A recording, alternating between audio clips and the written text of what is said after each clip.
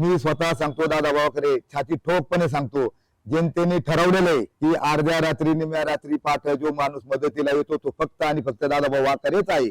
असं म्हटलं जातं की प्रत्येक यशस्वी पुरुषाच्या मागे एक कर्तबगार स्त्री असते, मात्र एका कर्तबगार स्त्रीच्या पाठीमागे एक यशस्वी पुरुषाचा हातभार असतो आणि असाच हातभार वैशाली त्यांच्या पाठीमागे दादाभाऊ वखारी यांचा राहिलेला आहे. आता पुन्हा एकदा निवडणुकीला त्या सामोरे जात आहेत आणि आगामी निवडणुकीसाठी कशी तयारी सुरू आहे याबद्दलच आपल्याला चर्चा करायची आहे.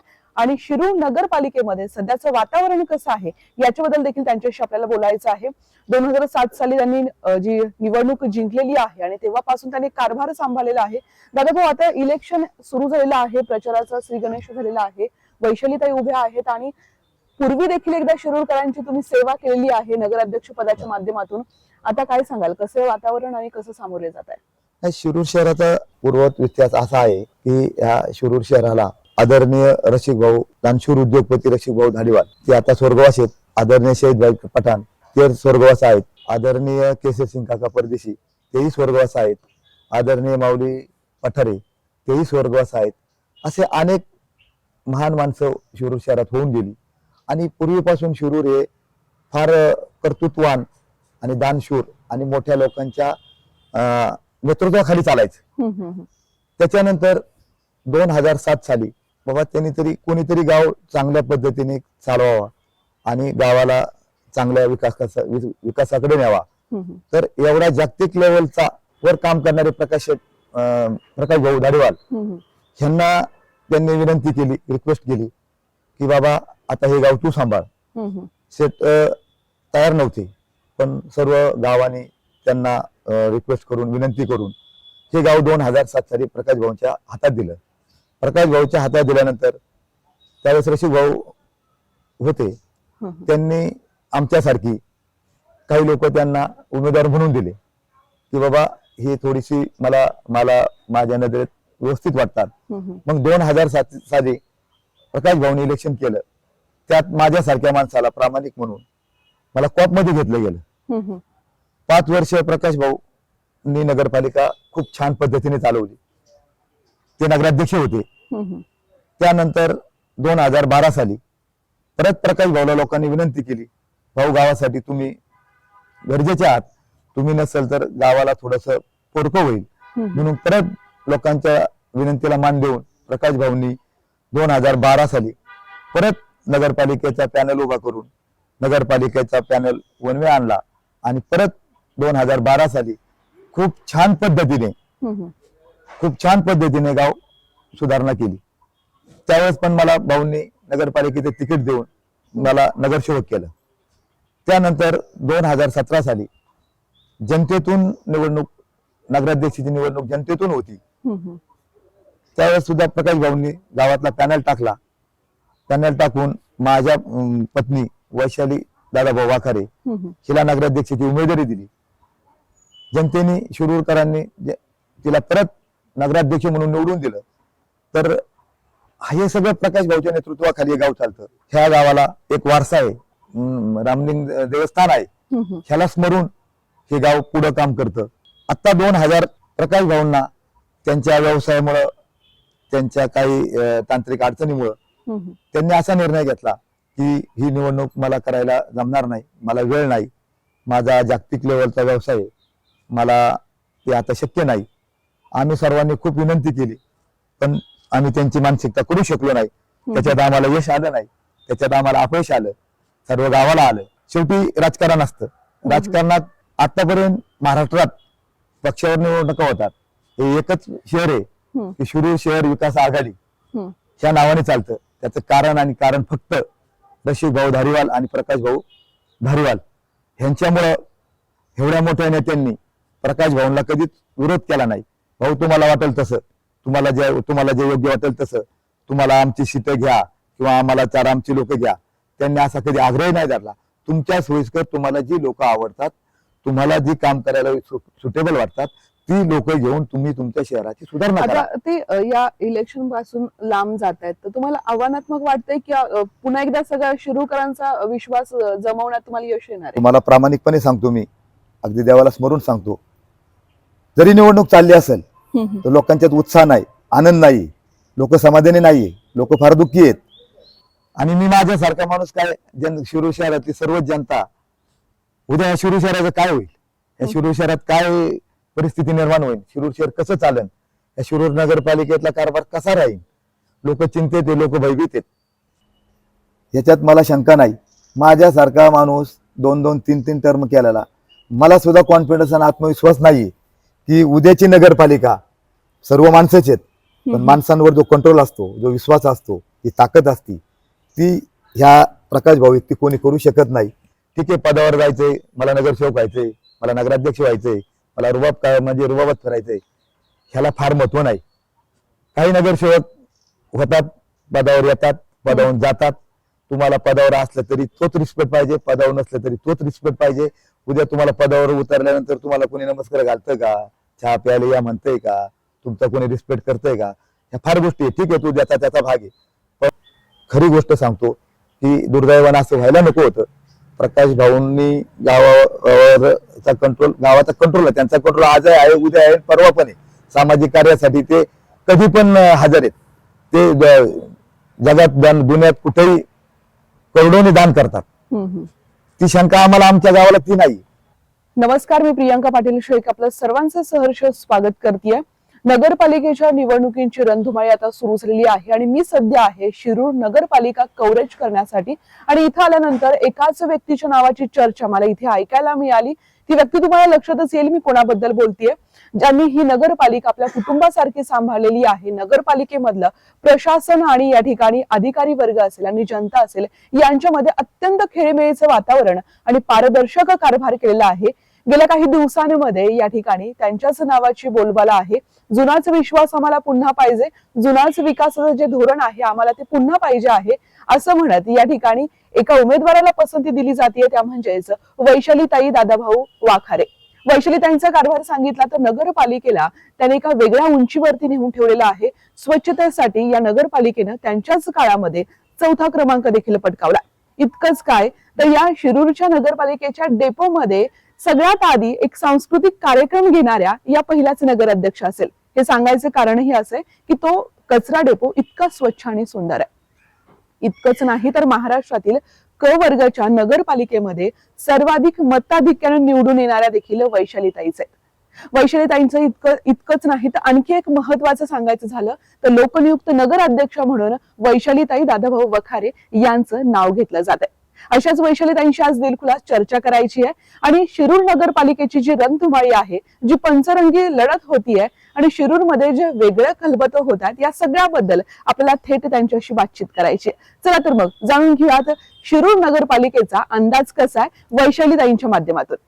माझ्यासोबत आहेत शिरूरच्या लोकनियुक्त नगराध्यक्षा, ज्या प्रथम नगराध्यक्ष आहेत वैशाली दादाभाऊ वखारे. ताई, आपलं खूप खूप स्वागत आहे. एवढ्या प्रचाराच्या रणधुमाळीमध्ये देखील तुम्ही आम्हाला वेळ देताय, हे फार महत्वाचं आहे. निवडणुकीला सामोरे जात आहे, कसं वाटतंय जी आताच्या घडामोडी घडतायत शिरूर नगरपालिकेमध्ये, ही निवडणूक सोपी वाटते की अवघड वाटतीये? 2025 ची ही सार्वत्रिक निवडणूक होत आहे. खरं तर म्हणजे कोणी आम्ही शिरूर शहराने कधीच विचार केला नव्हता ही अशी निवडणूक आहे. कारण का आजपर्यंत ही शिरूर शहराचा एक वेगळा इतिहास असल्यामुळे प्रत्येक गोष्ट ही एका व्यक्तीभोवते ही शिरूर शहरामध्ये फिरते. ते म्हणजे आहेत प्रकाशभाऊ धारीवाल. शिरूर शहरामध्ये प्रत्येक शहरामध्ये या शिरूर शहरामध्ये प्रकाशभाऊ धारीवाल ह्याच पॅनलने आतापर्यंत गेले 25-40 म्हणजे 30 एक वर्ष जवळजवळ म्हणजे रसिक असतील, नंतर प्रकाशभाऊ असतील, त्यांच्या मार्फत हे गाव त्यांच्याच म्हणजे मार्गदर्शनाखाली चालत आलं. आता हे जे काही आहे प्रकाशभाऊंनी नाही म्हटल्यामुळे किंवा त्यांच्या काही त्यांच्या तांत्रिक अडचणीमुळे किंवा त्यांच्या बिझनेसमुळे काही असेल ती आज ही निवडणूक जी होती ती सर्वांसाठी खूप नवीन आहे. म्हणजे अगदी आमच्या शिरूर शहरासाठीच खूप नवीन आहे. अच्छा. कारण का प्रत्येक वेळी एक प्रकाश भाऊंचा पॅनल, त्यांनी निवडलेली माणसं आणि ती आपली घरातली माणसं, हा असं त्यांचा एक वेगळा विश्वास या लोकांचा आहे. काही झालं तर आपण जरी त्या माणसाने काय करू नको, आपण प्रकाश भाऊ पर्यंत जाऊ शकतो, हा एक त्यांचा आत्मविश्वास या लोकांमध्ये असायचा. त्यामुळे कोणी उमेदवार असला तरी प्रकाश भाऊंच्या चेहऱ्याकडे बघून त्यांना ते मतदान करायचे. पण आज ही पहिली जी निवडणूक होत आहे, भाऊंनी डिसिजन घेतला की बाबा मी इथे निवडणूक करू शकत नाही. त्यांचे काही बाबा व्यवसाय आहेत, ते बाहेर म्हणजे 12 राज्यामध्ये त्यांचे व्यवसाय आहेत, बाहेरच्या देशात त्यांचे व्यवसाय आहेत, त्यांना त्याची खूप जबाबदारी आहे. आणि आज रसिक भाऊ नसल्यामुळे ती जबाबदारी त्यांच्यावर आलेली आहे पूर्ण. त्याच्यामुळे त्यांनी असा निर्णय घेतला की मला या जबाबदारीमुळे मला निवडणूक करणं शक्य होणार नाही. त्याच्यामुळे मी ह्यातनं म्हणजे ह्यातनं त्यांनी की बाबा मी सामाजिक कार्यात आहेच आहे. गाव त्यांच्या नावाने ओळखलं जातं. शिरूर शहर म्हटलं तर प्रकाश भाऊ धारीवाल, रसिक भाऊ धारीवाल यांच्या नावाने ही गावाची ओळख आहे. मग त्यामुळे त्यांनी सांगितलं की बाबा मी सामाजिक कार्यात कुठे आहे, पण मी ह्यावेळेस मी निवडणूक काही लढू शकत नाही. मग त्यामुळे सर्व लोकांना एक प्रश्न पडला की आता ही निवडणूक कशी होणार. बरोबर आहे. आणि आज सगळ्यांच्या मनामध्ये संभ्रम निर्माण आहे की बाबा ही निवडणूक कशी होईल. जोपर्यंत 3 तारखेचा निकाल हाती येत नाही तोपर्यंत ह्या निवडणुकीमध्ये काय होणार हे कोणीच सांगू शकत नाही. अगदी मी सुद्धा म्हणजे कोणीच सांगू शकत नाही. कारण का आजपर्यंत शिरूर शहर विकास आघाडी हा भाऊंचा पॅनल, एक हाती सत्ता, म्हणजे हे प्रत्येक गावाचा विकास फक्त त्यांच्या भोवती किंवा ह्या जे गावातले 4 जे आहेत मोठे लोक त्यांच्या भोवती फिरलेला आहे. आणि आज ह्या पूर्ण शहरामध्ये म्हणजे पूर्ण पक्षांनी, राष्ट्रीय पक्ष असतील, बाकी पक्ष असतील, या पक्षांनी वेगवेगळे पॅनल टाकून आज ही निवडणूक होत आहे. प्रत्येक आज उमेदवारामध्ये पण संभ्रम आहे, जे मतदार आहेत त्यांच्यामध्ये संभ्रम आहे की बाबा आपण मतदान करायचं कोणाला. आपल्याला एक चेहरा होता प्रकाश भाऊ, त्यांच्याकडे बघून आपण हे सगळ्यांना मतदान करायचं. आज हे उमेदवार आहेत, हे उमेदवार आपल्याच गावातले आहेत, असं नाही ते बाहेरचे आहेत. पण आज ते पुढे काय करणार आहेत, त्यांना कोण दिशा देणार आहे, आता सर्व प्रश्न मतदारांमध्ये पडलेला आहे. ही सर्व निवडणूक होत असताना आज ती अवघड आहे का सोपी हे कोणीच सांगू शकत नाही. कारण ऍक्च्युली मी पण नाही सांगू शकत. तुम्हाला तुमचा संभ्रम आहे का, तुम्ही कसं जाते, कारण जुना अनुभव एक तुमच्या मी आता फक्त आम्ही कुठल्याही पक्षाचं तिकीट नसताना अपक्ष उभं राहण्याचा हा निर्णय फक्त आणि फक्त की ह्या लोकांनी जो आमच्यावर विश्वास टाकला त्यासाठी घेतलेला आहे. कारण का ह्या जो संभ्रम आहे हा लोकांच्या मनातून काढून टाकायचा आहे मला. कारण का आज मी 15 वर्ष म्हणजे आज माझे मिस्टर 2007 पासून होते, 7 ते 12 होते, 12 पासून 16 पर्यंत होते आणि 16 पासून आता 22 पर्यंत मी पदार स्वीकारला. जो प्रकाश भाऊंचा विश्वास, जो पूर्ण या गावाचा विश्वास जो त्यांनी आम्हाला दिलेला आहे आणि त्यांच्या मार्गदर्शनाखाली ही जी व्यवस्था आहे ही कशी करायची ह्याचा हे अंदाज आम्हाला आहे. त्याच्यामुळे आज पक्षाचं चिन्ह नसताना सुद्धा आम्ही ही आज उमेदवारी अपक्ष म्हणून करत आहोत. खरं तर संभ्रम असा आहे की लोकांना की जर हे सगळं असताना हे कसं होणार आहे. आणि आज मला असा विश्वास वाटतो की लोक आज खूप उमेदवार नवीन चेहरे उभे आहेत. लोक पाहणार आहेत की आपण ही लोक कोणाच्या हाताखाली ट्रेन झालेले आहेत.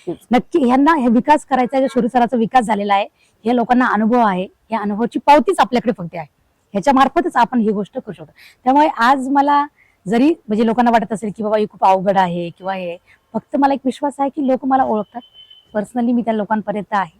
आज माझ्या प्रकाश भाऊंच्या माध्यमातून मी प्रत्येक घरापर्यंत पोहोचलेली आहे. त्यामुळे मला असं वाटतं की हा अवघड म्हणता येणार नाही, म्हणजे सोपं म्हणता येणार नाही, पण जास्त अवघड पण नाही असं मला सांगता येईल. नक्कीच जेव्हा उमेदवार एखाद्या निवडणुकीला सामोरे जात असतो तेव्हा तो एक प्रकारचा पेपरच असतो. पण ताईंचा पूर्वीचा अभ्यास चांगला आहे, जुना अभ्यास आहे, त्याच्यामुळे हा पेपर त्यांना सोपा जाऊ शकतो. वैशालीताई, लोकांमध्ये फिरत आहेत, प्रतिसाद कसा मिळतोय आणि प्रश्न काय उपस्थित राहत आहेत जनतेमधनं आता.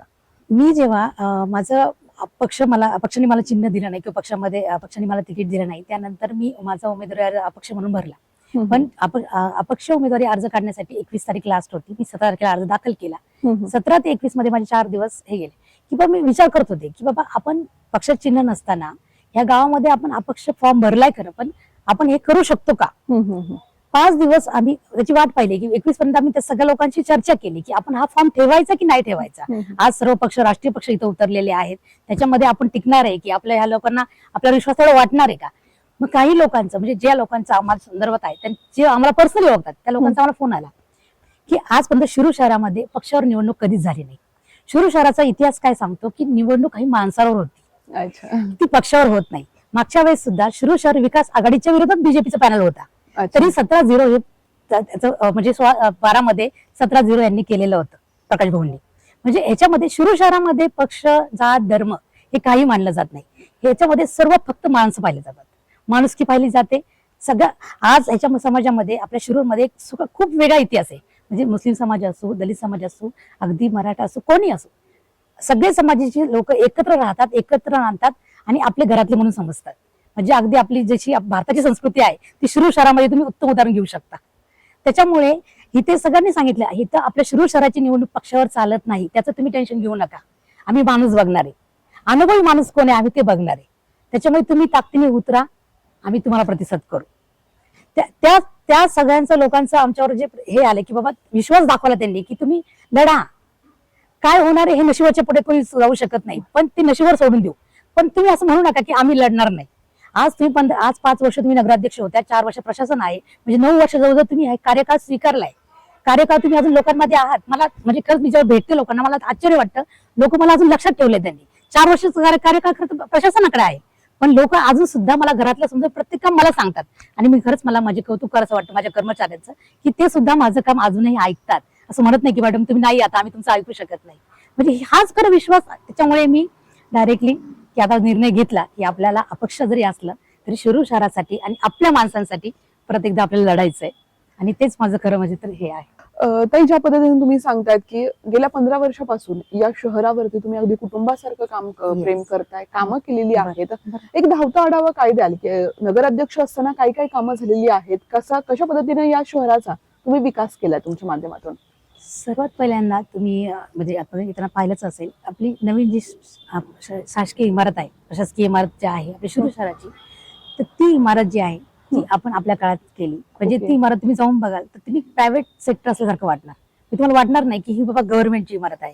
एवढी मोठी, प्रशस्त आणि क्लीन एकदम. तुम्ही ती पाहिलं तर तुम्हाला वाटणार सुद्धा नाही अगदी प्रायव्हेट ऑफिस आहे असं वाटणार. म्हणजे इतकी त्यांचं प्रत्येक गोष्ट बारकाईने आम्ही ती केलेली आहे. आणि सगळ्यात महत्वाचं अग्निशमन बिल्डिंग जी शिरूर शहरामध्ये बाबा कधी काही प्रॉब्लेम झाला तर बिल्डिंग आणि त्याच्यामध्ये 2 गाड्या, ही म्हणजे सुविधा खूप महत्वाची होती. कारण शिरूर शहर ही मोठी बाजारपेठ आहे.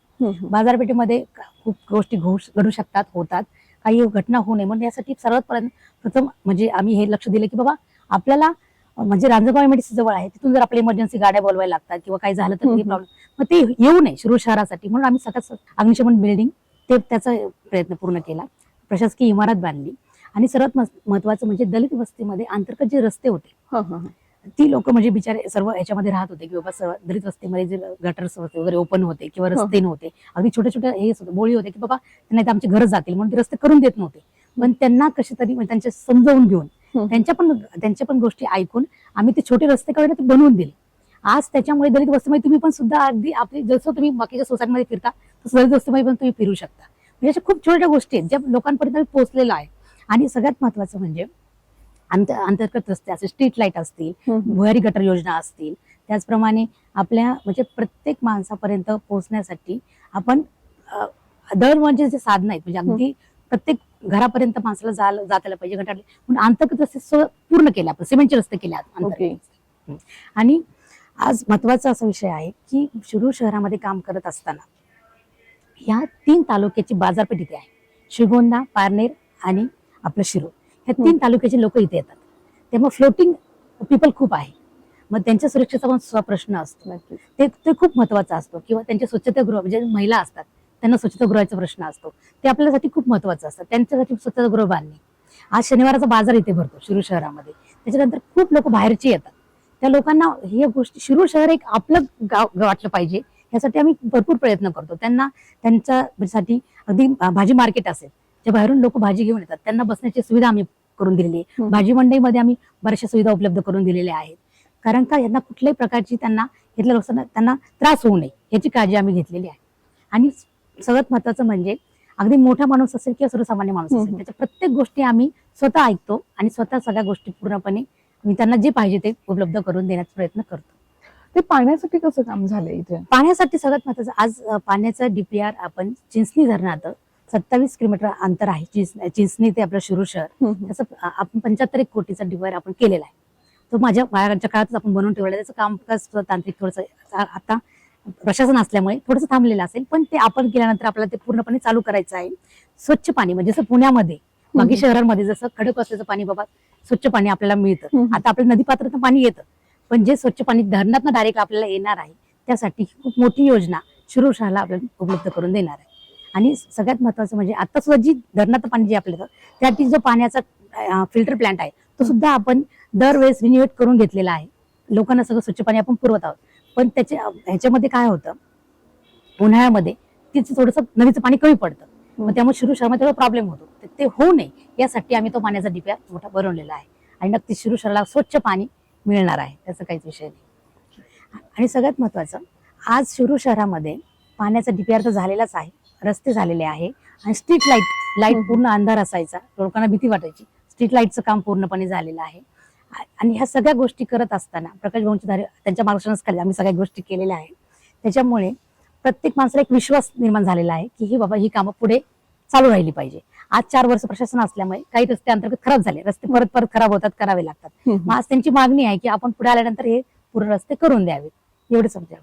ताई, शिक्षणासाठी जी काही कामं झालेली आहेत किंवा लोकांची जी गरजेची कामं असतात, आणखी कुठल्या कुठल्या कामांना हात घातला तुम्ही? हा, शिरूर शहरामध्ये आपल्या ज्या नगरपालिकेच्या ज्या शाळा आहेत, ज्या प्राथमिक शाळा ज्या आहेत, त्याच्यामध्ये काय होतं, आपल्या शिरूर शहरामध्ये actually भरपूर शाळा आहेत, पण नगरपालिका शाळेमध्ये शिकणारी सर्वसामान्य मुलं असतात. त्यांना सुखसुविधा आपल्या सगळ्या उपलब्ध करून देणं हे आपल्याच नगरपालिकेचं काम आहे.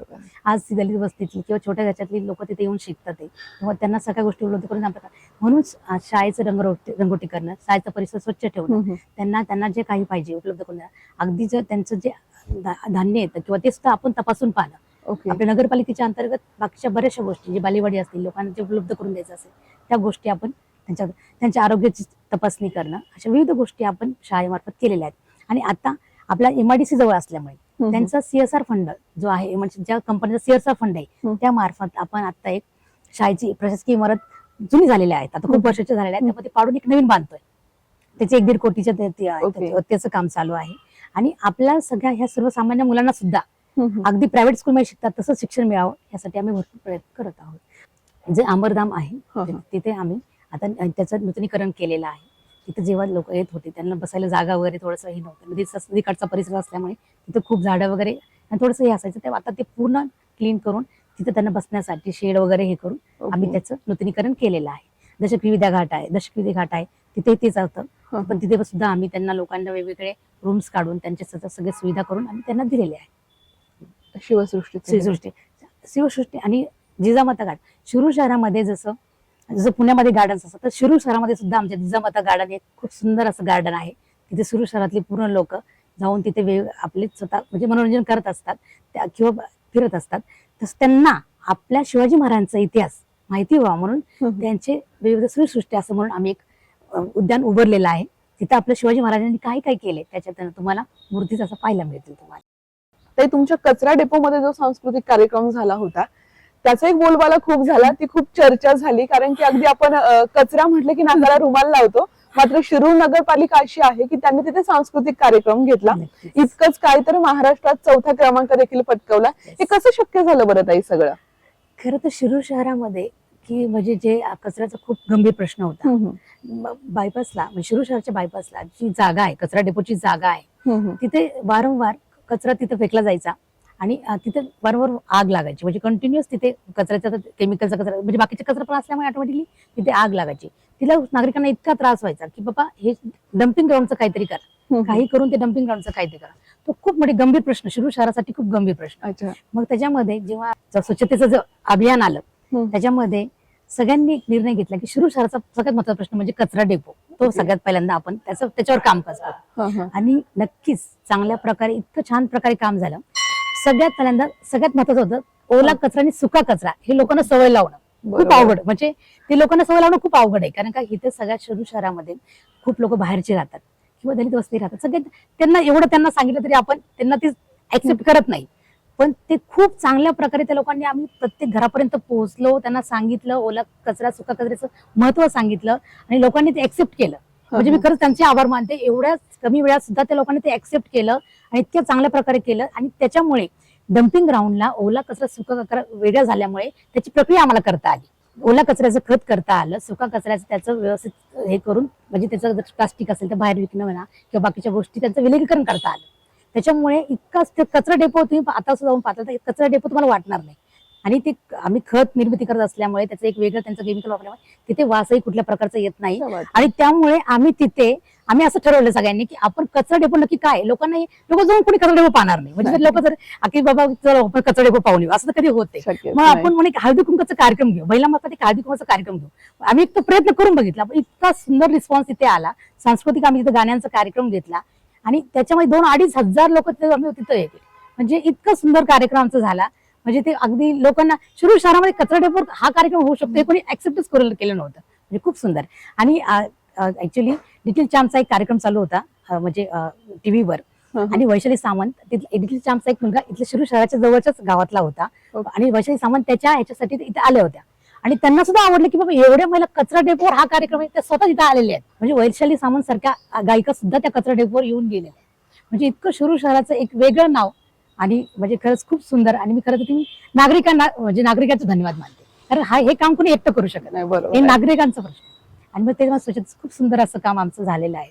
आणि त्याचं मला नक्कीच या शिरूर नगरपालिकेला जेव्हा एक विकासाचा चेहरा म्हणून बघितलं जातं, तेव्हा खऱ्या अर्थानं वैशालीताईंचा चेहरा समोर येतो. वैशालीताई, आपण सगळ्या गोष्टींवर बोलतोय, विकासाच्या गोष्टींवर बोलतोय, पण एक महाभयंकर काळ येऊन गेला जो कोविडचा काळ होता. खूप त्या कोविडला हँडल करणं फार अवघड होतं, कारण की माणसं माणसापासून दूर जात होती, आपलीच माणसं आपल्यात नव्हती. तेव्हा एक प्रथम नागरिक म्हणून तुम्ही कशी जबाबदारी स्वीकारली, कशी कामं केली त्या काळामध्ये, त्याचा एक उजाळा काय सांगा? कोविडचा काळ म्हणजे अगदी कोणीही न विसरणारा काळ आहे. म्हणजे अगदी पूर्ण देशात खूप मोठं संकट होतं. पण शिरूर शहरामध्ये एक तुम्हाला मगाशी सांगितल्याप्रमाणे की बाबा सर्व माणसं ही आपली घरातली आहे असं समजून लोक इथे वागतात. शिरूर जेव्हा आपण हे कोविडच्या काळामध्ये जे सगळ्या लोकांना क्वारंटाईन करण्यात आलं की बाबा घराच्या बाहेर कोणी निघायचं नाही, सगळ्यांनी आपल्या घरात राहायचं, पण सगळ्यांना प्रश्न पडतो खाण्याचा की बाबा आपण जर घराच्या बाहेरच निघालो तर जेवणाचं काय विषय. पण खरंच प्रकाश भाऊ आमचे खूप दानशीर व्यक्तिमत्व आहे. शिरूर शहराच्या आम्ही नगरपालिकेच्या मार्फत लोकांना मेडिकल सुविधा उपलब्ध करून देत होतो. पण प्रकाश भाऊ खरं दानशीर व्यक्तिमत्व आहे. त्यांनी त्यांच्या पंचवाड्यामध्ये अक्षरशः 2-2.5 हजार लोकांना रोजचं जेवणचे डबे पार्सल हे केलं. आणि ते शिरूर शहरात जे आपण आहेत उमेदवार म्हणजे जे आमचे नगरपालिका नगरसेवक असतील त्यांच्या मार्फत लोकांपर्यंत पोहोचवण्याचं त्यांनी काम केलं. आणि त्याच्यामुळे शिरूर शहरात किंवा जे सर्वसामान्य लोक आहेत त्यांना खाण्याचा प्रश्न तो सुद्धा त्यांनी सॉल्व्ह केला. म्हणजे खूप मोठं काम तेव्हा झालं. आणि सगळ्यात महत्त्वाचं म्हणजे ऑक्सिजन लोकांना कमी पडत होतं, रेमडेसिवीर कमी पडत होतं. आणि अगदी लोकांना सर्वसामान्य माणसाला ऍडमिट करून घ्यायला सुद्धा कॉट्स उपलब्ध नव्हत्या. पण नगरपालिकेच्या मार्फत आपण खूप साऱ्या म्हणजे ग्रामीण रुग्णालयामध्ये असेल किंवा अगदी जिथं असेल ते कार्यालय असतील, अगदी पंचायत वाडा म्हणून आमचं जैन समाजाचा एक वाडा आहे तिथे असेल, प्रत्येक ठिकाणी आम्ही लोकांना क्वारंटाईन होण्यासाठी तिथे जागा उपलब्ध करू. आणि प्रत्येक जण आणि माझे मिस्टर तर स्वतः म्हणजे अगदी ते कोरोनाची काळजी न करता प्रत्येक ते माणूस एकटा पडला नाही पाहिजे, सतत त्यांना जाऊन भेटत होते. म्हणजे आज जे काही मी बोलते ना अगदी त्यांच्या जीवावर बोलते, कारण का प्रत्येक माणसापर्यंत पोहोचणं. आज एक क्वारंटाईनच्या ह्याच्यामध्ये एक माणूस दुसऱ्या माणसाला भेटत नव्हता, पण काही माणसाला वाटतं आपल्याला कोणतरी विश्वास देणार पाहिजे. आणि ते माझे मिस्टर प्रत्येक ठिकाणी जाऊन भेटत होते. त्याच्यामुळे त्यांना कोविड सुद्धा झाला, ते खूप ह्याच्यातून ते बाहेर आले. पण ते म्हणले समाजासाठी कार्य करणं मी सोडू शकत नाही, समाज हे मला महत्वाचा आहे. म्हणजे क्वारंटाईनच्या ह्याच्यामध्ये कोविडच्या ह्याच्यामध्ये खूप लोकांचं आता काही गोष्टी आपल्या हातात नसतात, काही जीवितहानी आपल्याला झाली. पण त्या मानाने खूप शिरूर शहरामध्ये खूप तुम्ही बाकीचं जर गावांचा आढावा घेतला, शिरूर शहरामध्ये लोकांनी खूप म्हणजे गोष्टी पाळल्या पण आणि जनतेने साथ पण आम्हाला खूप दिली. लस आणि रेमडेसिवीरचं जर तुटवडा व्हायचा ते हो. कसं मॅनेज केलं तुम्ही, सगळ्या गोष्टी कशा ऍडजस्ट केल्या? आपल्या शिरूर शहराचा एक काय होत आहे, शिरूर शहरामध्ये जे आपले लोक आहेत सगळ्यांच्या खूप चांगल्या म्हणजे सगळ्यांशी खूप चांगले रिलेशन्स आहेत. म्हणजे अगदी जरी कोणी सांगितलं की आपल्याला ही लस उपलब्ध पाहिजे तरी इथं डॉक्टर लोकांनी सुद्धा आपल्याला खूप मदत केली. डॉक्टर म्हणायचे काही नाही, ही लोक आपली आहेत, आपल्या लोकांसाठी आपल्याला त्यांनी म्हणजे नगरपालिकेला त्यांनी खूप मदत केली. कुठलेही असेल तरी त्यांना सांगितलं की रेमडेसिवीरचं ऍक्च्युली आमच्या प्रकाश भाऊंच्या ह्याच्यामुळे सगळेच पक्ष त्यांना मदत करतात. प्रकाश भाऊंचंच ते दानशूर व्यक्ती असल्यामुळे सगळेच पक्ष त्यांना मदत करतात. मग त्याच्यामुळे आम्हाला ते लस करून उपलब्ध करून देण्यात थोडं सोपं झालं. म्हणजे बाकीच्या माध्यमाने आम्हाला ते सोपं झालं. आणि प्रत्येक सर्वसामान्यांपर्यंत लस कमीत कमी दरामध्ये, कारण का तुम्हाला माहिती असेल रेमडेसिवीरचे दर कसे नंतर खूप जास्त हे केले, पण नगरपालिकेमार्फत त्यांना कमीत कमी दराने ते उपलब्ध करून देण्यात आले. फवारणी करत असतात ते पण? हा, शिरूर शहरामध्ये सगळ्यात महत्वाचं याच्यामध्ये फवारणी आणि स्वच्छता किंवा कुठे हात लावू नये किंवा हे ते.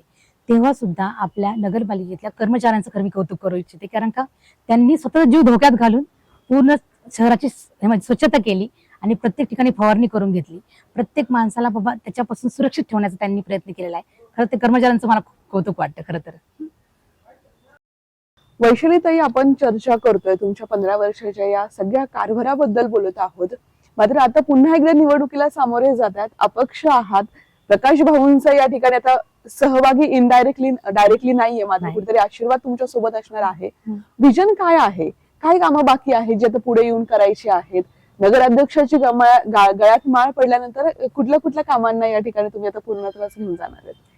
खरं तर प्रकाश भाऊंच्या मार्गदर्शनाखाली आपण सगळ्यात महत्वाचं ध्येय म्हणजे सगळ्यांचं ध्येय असं आहे की शिरूर शहराचा विकास, शिरूर शहराला एक वेगळ्या उंचीवर न्यायचं आहे.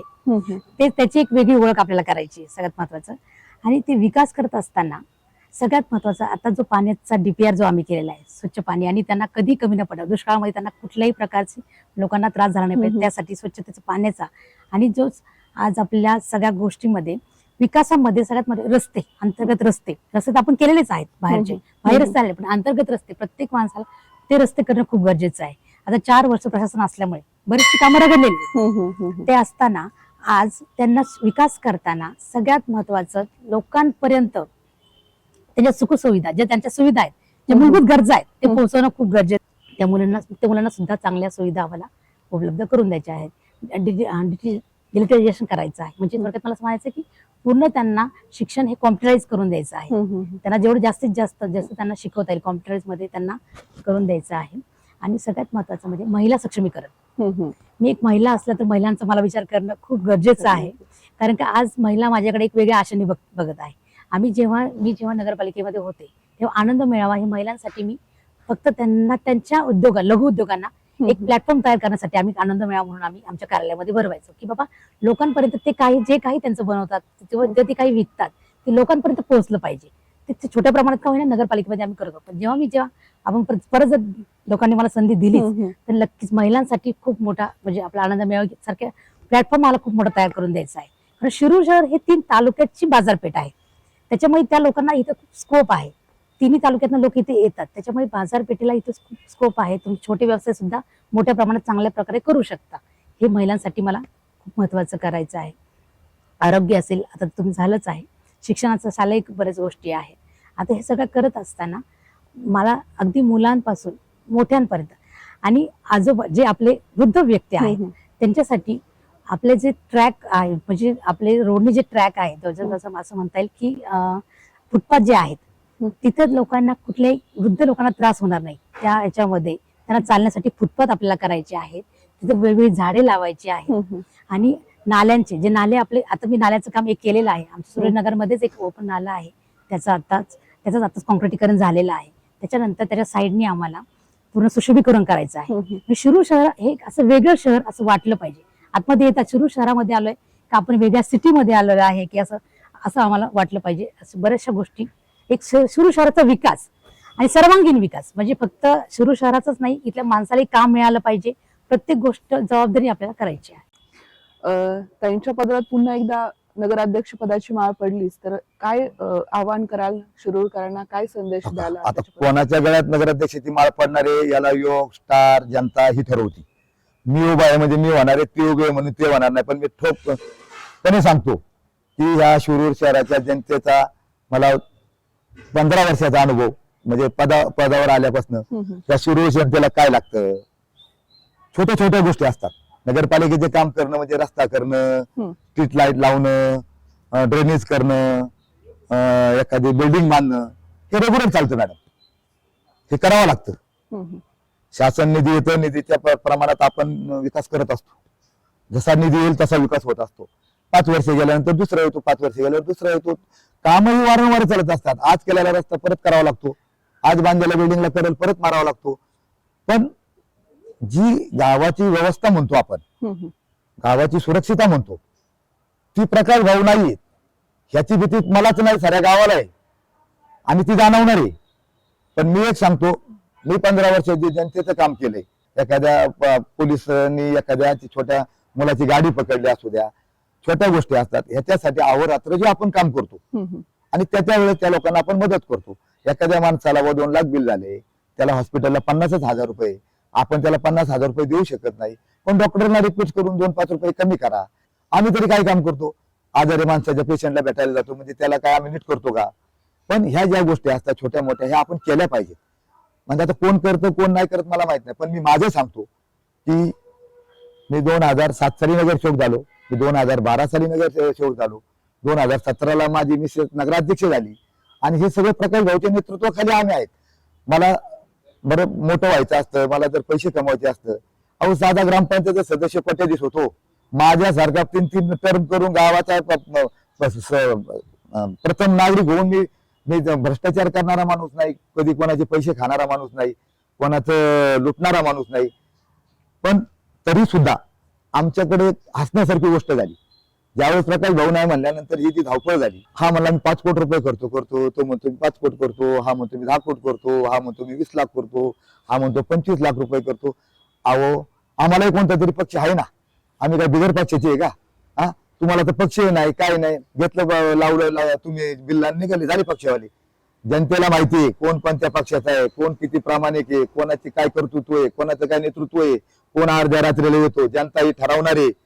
मी स्वतः सांगतो दादा भावाकडे छाती ठोकपणे सांगतो, जनतेने ठरवलेलं आहे की अर्ध्या रात्री निम्या रात्री पाठ जो माणूस मदतीला येतो तो फक्त आणि फक्त दादाभाऊ वाकरेच आहे.